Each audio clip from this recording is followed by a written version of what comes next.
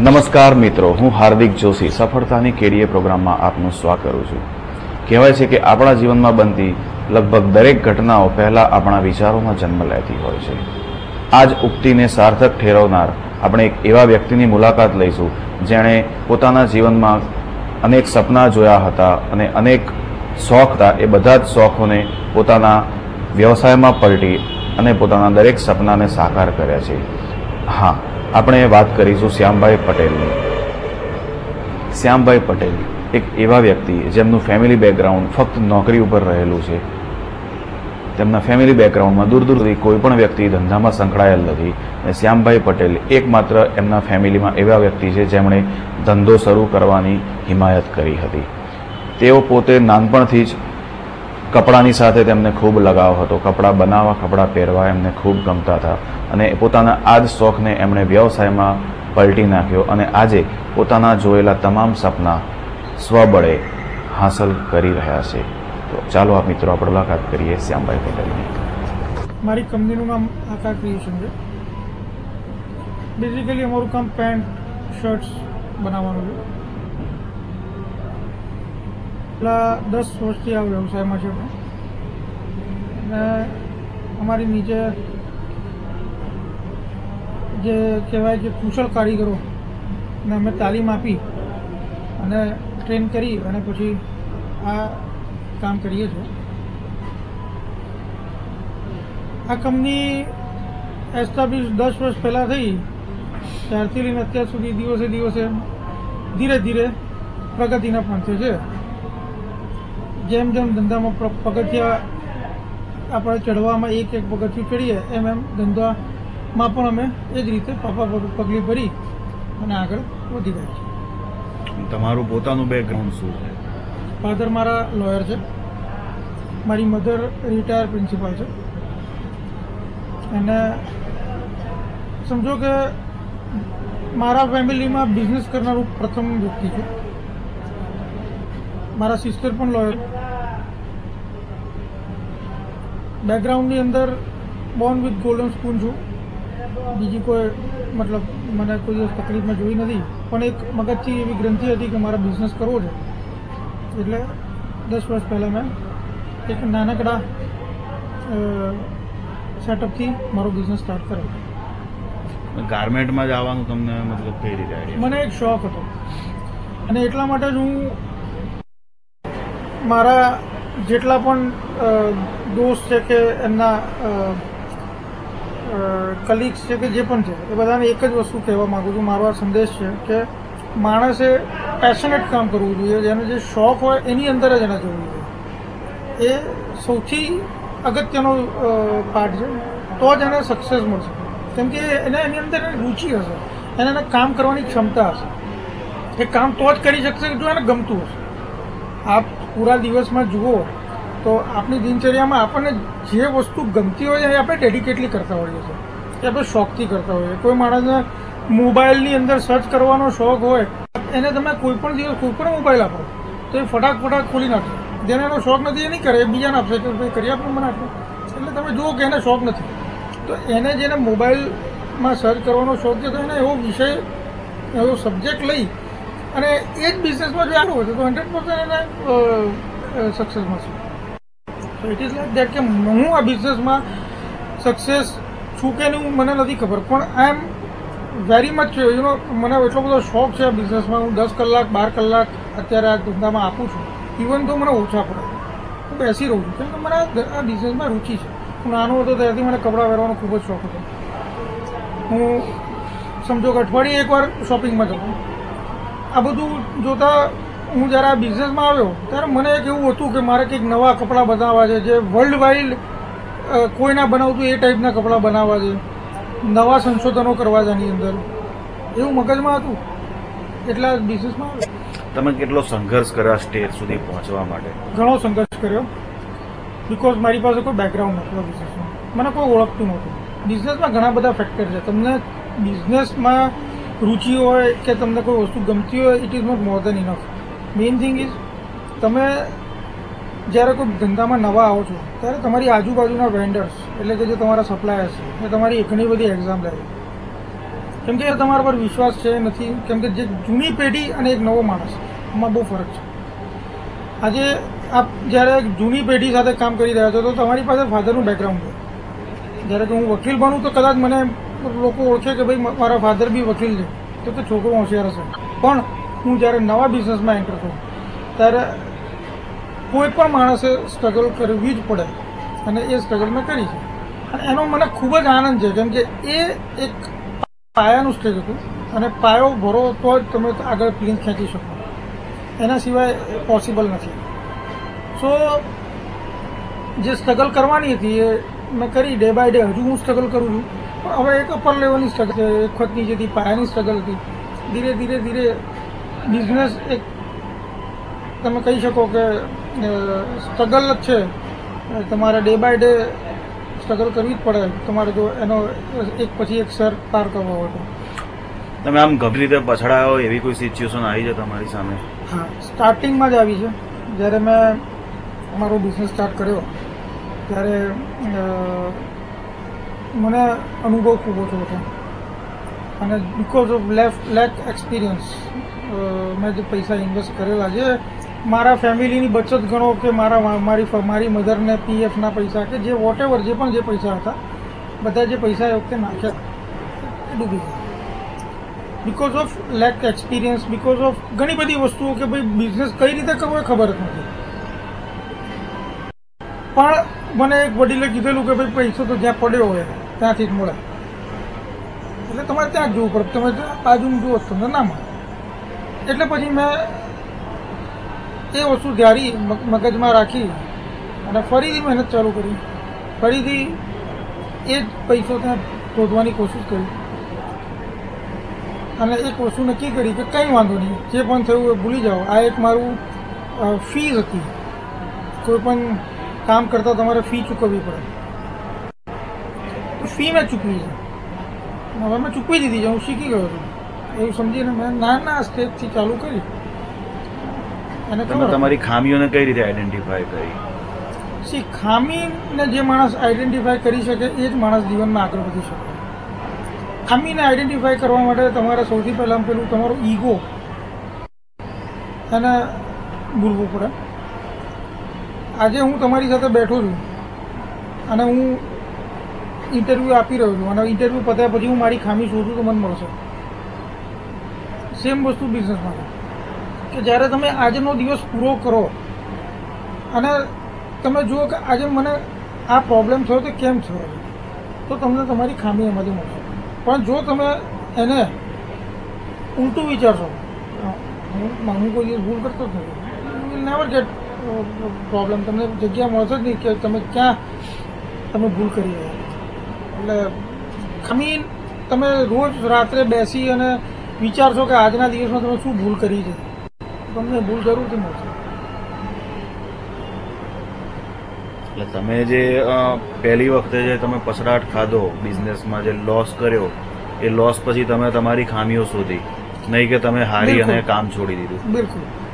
ઘણી બધી ખામીઓ શોધી. ખામી કરતાં બી વધારે લેક ઓફ એક્સપિરિયન્સ છે તો એમ છે એમાં મારે વધારે આગળ મહેનત કરવી પડશે. મેં જોયું કે સૌથી મોટામાં મોટું સ્ટેજ અહીંયા કટિંગ છે. કટિંગમાં તમને ખબર પડતી હોય તો તમે આ બિઝનેસને સર કરી શકો. એ હૃદય છે આ ધંધાનું. તો હું સૌથી પહેલાં પેલું કટિંગ શીખ્યો, જાતે કટિંગ કરતો. 2 વર્ષ સુધી મેં મારી બિઝનેસમાં જાતે કટિંગ કર્યું છે. એ જે કટિંગ કર્યું એના ઉપરથી મને આઈડિયા આવ્યો કે આ બિઝનેસની ગ્રીપ જે છે એ ગ્રીપ એટલે કે કટિંગ. કેમ કે જો તમને કટિંગ આવડતું હોય તો તમને પાછળની બધી જ પ્રોસેસ ખબર પડતી હોય. It is like that. એટલે હું એ શીખ્યો, માસ્ટર રોકીને શીખીને 2-2.5 વર્ષ સુધી જાતે કટિંગ કર્યું, પછી માસ્ટર રાખ્યો. તો આજે એક એવી પોઝિશન છે કે મને કોઈ પણ ફેક્ટરીનો માણસ ટેકનિકલી સમજાવી નથી શકતો. કેમ કે મને ટેકનિકલ પોઈન્ટ્સ બધા સારા એવા ખબર છે. આ બિઝનેસમાં 100% તો હું કહી જ ના શકું, કેમ કે બહુ વાઇડ બિઝનેસ છે. એટલે તમારે ડે બાય ડે રોજ શીખવાનું છે અને જો આપ શીખવાની તૈયારી રાખો તો જ આગળ વધી શકો. તમે પટેલ ફેમિલીમાંથી બિલોંગ કરો છો અને તમે આ કાપડના ઉદ્યોગમાં આવ્યા એટલે મને ઘણા બધા કર્યું છે.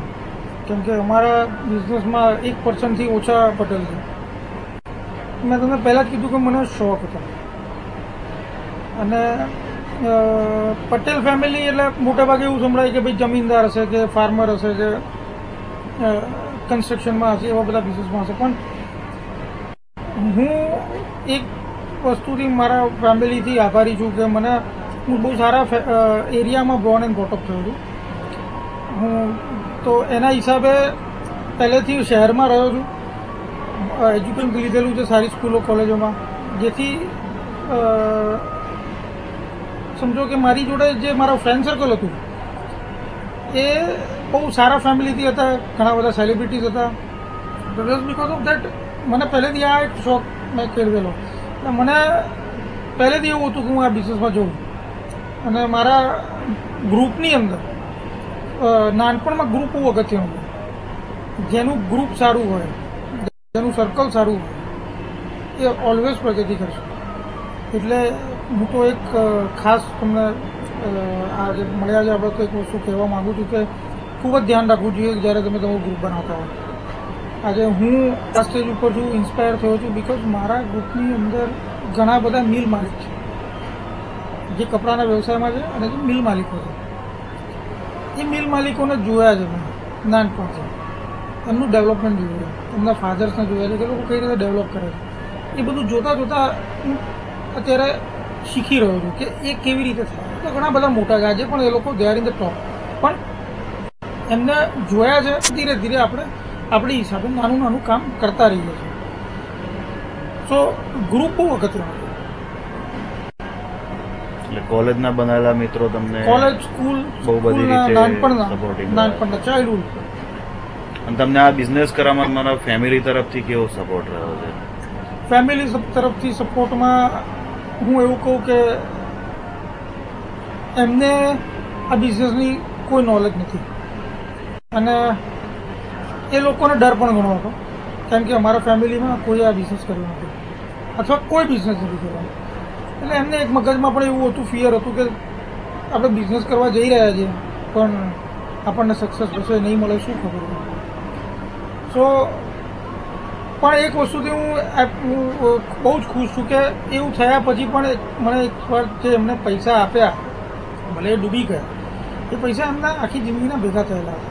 તો હું થેન્કફુલ છું એમને કે ભાઈ એમણે રિસ્ક લીધું, પણ એ રિસ્ક લીધા પછી એ લોકો ખુશ એ વખતે નહીં પણ હોય, મને ખબર નથી, પણ એ રિસ્ક લીધું એના માટે I am very much thankful to my parents. કેમ કદાચ તમે કે હું આવીએ તો કદાચ આ રિસ્ક ના પણ લઈએ, કેમ કે આપણે બિઝનેસમાં નહોતા, પ્રોફેશનલ હતા. એટલે પેરેન્ટ્સે તો તમારા ઉપર વિશ્વાસ રાખીને વિશ્વાસ ના કહી શકાય, પણ એક છોકરો છે મારો કે કરીએ, તમારી ઈચ્છા પૂરી કરવામાં મારી ઈચ્છા પૂરી કરવા માટે. એક્ઝેક્ટલી. તો તમે અત્યારના સમાજમાં જોતા હશો કે બધા MBA થઈને બહાર આવે છે અને બિઝનેસના જે નવા નવા ફંડાસ અજમાવે છે, એમના માટે તમે કોઈ મેસેજ આપી શકો? મને I must have to say one thing કે આજકાલ જે લોકોના મગજમાં ચાલી રહ્યું છે કે નવી સ્કીમ્સ લાવી એકદમથી પૈસા કમાવવા, ફાસ્ટ મની ગ્રો કરવા, એ મારા મગજમાં નથી બેસતું. બિઝનેસ ઓલવેઝ ટેક્સ ટાઈમ, એ ટાઈમ લે છે જ અને એક પ્રોસિજર છે. આ પ્રોસિજરમાંથી તમારે પાસ થવું જ પડે. સો એજ્યુકેશન એક એવી વસ્તુ છે કે જે તમને એજ્યુકેટ કરે છે. એજ્યુકેટ કરે છે એટલે કે લાઈન દોરી આપે છે કે તમે આવી રીતે બિઝનેસ કરો. પણ સૌથી પહેલો બિઝનેસનો નિયમ જે છે એ સ્ટાર્ટ થાય છે પાયાથી. ત્યાં તમારે એજ્યુકેશનની જરૂર નથી. સિસ્ટમ જ્યારે ફોલો કરવાની આવે ત્યારે તમને એજ્યુકેશનની જરૂર પડે છે અને સિસ્ટમ ત્યારે ફોલો થાય છે જ્યારે તમારો બિઝનેસ રન કરતો હોય. બિઝનેસ રન ત્યારે કરે છે જ્યારે તમારો બિઝનેસ સેટ થઈ ગયો, અને સેટ ત્યારે થાય છે જ્યારે તમે ચાલુ કરો. ચાલુ કરવાથી સેટ કરવાની જે પ્રોસિજર છે એની અંદર ઘણો ટાઈમ તમારે ફાળવવો પડે છે. ત્યારે વસ્તુ ભૂલી જવી પડે છે કે તમે એજ્યુકેટેડ માણસ છો. તમારે એવું મગજમાં રાખવું પડશે કે યુ આર અ લેબર. તમે એ જ છો કે જે અંદરનો માણસ છે, તો જ તમે લર્ન કરશો, શીખશો. તમે જો એવા ઈગોમાં રહેશો કે હું MBA થયેલો છું અને હું અત્યારે આ કામ ના કરી શકું, you will never get success in business. તમે ગમે તેટલું ભણેલા છો, તમે એવું સમજો કે હું કમ્પ્યુટર ઉપર ફેક્ટરી ચલાવું તો it is next to impossible. તમારે એના માટે ટેકનિકલી તમારી સાથે બેસવાવાળા તમારા લેબરની જોડે રહી અને એ વસ્તુ શીખવી પડશે. અને એક લેવલ પર આવ્યા પછી તમારું એજ્યુકેશન તમને કામમાં આવશે. જ્યારે તમને તમારો બિઝનેસ એવું લાગે કે ના નાવ ઇટ ઇઝ ગોઈંગ વેલ, ત્યારે તમારું એજ્યુકેશન તમારી જોડે રહેશે અને તમને એનું ફળ મળશે. ફર્સ્ટ ઓફ ઓલ તમારે એવું સમજવાની જરૂરત જ નથી કે હું આટલું ભણ્યો છું તો મને આટલી સક્સેસ મળશે. બી કેમિકલ થયેલાને પણ પૂછશો કે તમે કોઈ પણ એન્જિનિયરને પણ પૂછશો તો એને પૂછો કે સપોઝ ઓટોમોબાઈલ એન્જિનિયરને જે નોલેજ એના કરતાં વધારે ગેરેજના માણસને નોલેજ હશે અને એને એની જોડે બેસવું પડશે, એની જોડે શીખવું જ પડશે. જો એમ કહેશે કે હું થયેલો છું અને ઓટોમોબાઈલ એન્જિનિયર છું તો એને નહીં ખબર હોય કે કેવી રીતે આ ગાડીમાંથી સ્પેર પાર્ટ ખુલે, એ પહેલાંની પાસે જ નોલેજ હશે, એ ટેકનિકલી સાઉન્ડ છે. હા, આ એજ્યુકેશન તમને ક્યારે કામમાં આવશે? જ્યારે તમે ફિઝિકલ નોલેજ લઈ લેશો ત્યારે તમને એને અપગ્રેડ કઈ રીતે કરવું એના માટે એજ્યુકેશન ઇઝ મસ્ટ. સો એ વખતે તમને તમારું એજ્યુકેશન કામ આવે. એટલે કોઈ પણ બિઝનેસના ઈચ એન્ડ એવરી પાર્ટ જાતે શીખવા પહેલાં જ જરૂરી છે, બહુ જરૂરી છે. એજ્યુકેશન તમને થિયોરિકલ નોલેજ આપે છે, બિઝનેસ તમને પ્રેક્ટિકલ નોલેજ. પ્રેક્ટિકલ નોલેજ તો તમને ત્યારે જ મળે જ્યારે તમે પ્રેક્ટિકલી તમારી બિઝનેસને લગતા લોકો જોડે મળો, એમની સાથેથી શીખો. જે તમારો બિઝનેસ હોય પ્રેક્ટિકલી કરો ત્યારે તમને એનું નોલેજ મળે. કેમ કે અમારી લાઇનમાં અમે ઘણા બધા ડિઝાઇનર્સને મળીએ છીએ જે નિફ્ટમાંથી પાસ થયેલા છે, NID થયેલા છે. એમની પાસે નોલેજ પણ છે, very good knowledge they have. એ લોકોની પાસે બધું જ નોલેજ છે, પણ એ લોકોને ટેકનિકલ નો હાવ તો શીખવું જ પડે છે. અને એ એમની ઇન્સ્ટિટ્યૂટવાળા એમને કહે છે કે તમે જાઓ પ્રેક્ટિકલ નોલેજ લો. 1 વર્ષ, 1.5 વર્ષ, 2 વર્ષનો એ લોકો પ્રેક્ટિકલ નોલેજ લે છે. કોઈ ફેક્ટરીમાં ઓનરરી કામ કરે છે અને પ્રેક્ટિકલ નોલેજ લે છે. એ પછી જ એમનું પ્રોફેશન એમને મદદ કરી શકે. એ સિવાય it is next to impossible. કેમ કે તમારું એજ્યુકેશન તમારું ક્યાં કામમાં આવશે? તમે એક વસ્તુ સમજો કે હું જેમની જોડે કામ કરી રહ્યો છું એ બધા ઇલિટરેટ પર્સન છે, જ્યારે હું જેને માલ વેચી રહ્યો છું એ લિટરેટ છે. બંનેનું કોમ્બિનેશન ક્યાં થઈ શકે એમ નથી. તમે કઈ રીતે કરશો? તમારું એજ્યુકેશન તમે જો તમારા માસ્ટરને સમજાવશો તો એ નહીં સમજી શકે અને તમારે એની જ લેંગ્વેજમાં સમજાવવું પડે. તો એ સમજાવવા માટે તમારે પહેલાં સમજવું પડશે કે કઈ લેંગ્વેજમાં સમજાવવું,